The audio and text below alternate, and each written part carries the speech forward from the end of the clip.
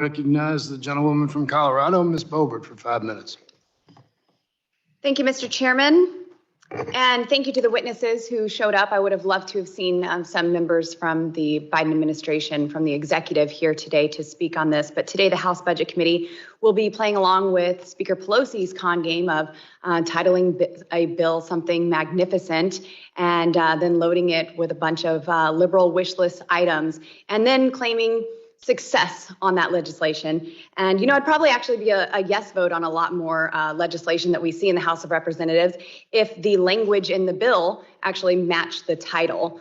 It has been just over a year since Joe Biden signed the $2 trillion so-called American Rescue Plan into law that incentivizes lockdowns, paid workers to stay home, gave stimulus checks to government employees who are at no risk of losing their jobs, and really fueled the fire of inflation, this crisis that American families are now paying the price for.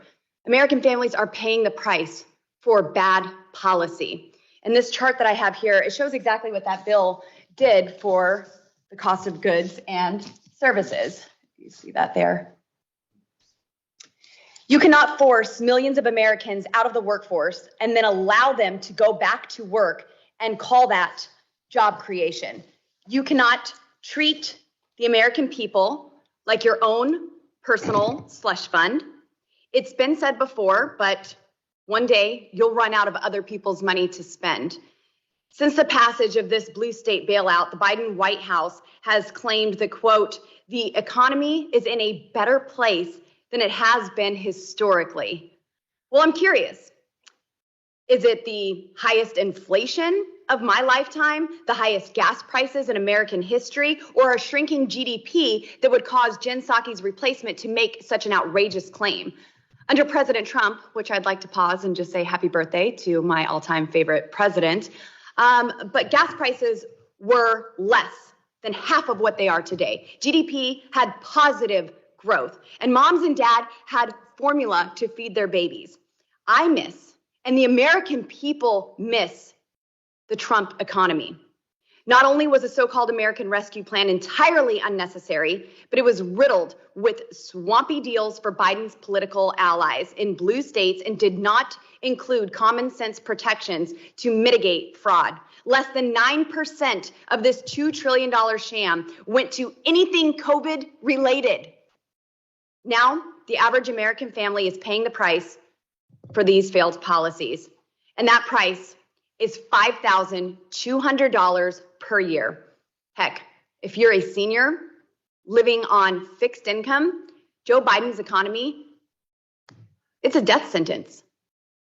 And Mr. Moore, I have a question for you, if you don't mind, with just a brief answer. If you were advising Joe Biden on how to make our economy as weak as possible, what would you tell him to change? Wait, I'm sorry, to make it as strong as possible? As weak. If you were advising him, make America's economy weak, what would you have him change? Well, I do pretty much what we've done. I mean, this idea that somehow we're in a recovery right now, I just looked at the numbers, the latest numbers for the GDP forecast for the second quarter. Those are 0.9%. We had negative 1.5% in the first quarter. So if you put those numbers together, for the first half of 2021, we've had negative growth. What recovery are you all talking about? There is no recovery in the economy. We're negative. We're negative for the first half of the year after spending $1.9 trillion. Yes, Mr. Moore, thank you so much for laying that out. I would love to give a copy of Trumponomics to everyone here on the Budget Committee. I think that would be something that everyone would I've got really copies benefit. Available. There you go. We'll get you some signed copies over there. Mr. Mayor Vince Williams, can you please tell me what bird sanctuaries, a beachside 800-room luxury hotel, pickleball courts, ski resorts, and Halloween festivals have in common? I have no idea. I don't have either of those in my city. Well, your city is paying for them, Mr. Williams. Mayor Williams, each of these non-COVID health-related projects was paid for by state and local governments with COVID-19 aid. Washington politicians are addicted to spending. We don't have a revenue problem. We have a spending problem. And this addiction, like the American Rescue Plan is causing, is similar to Parmesan cheese and Hunter Biden.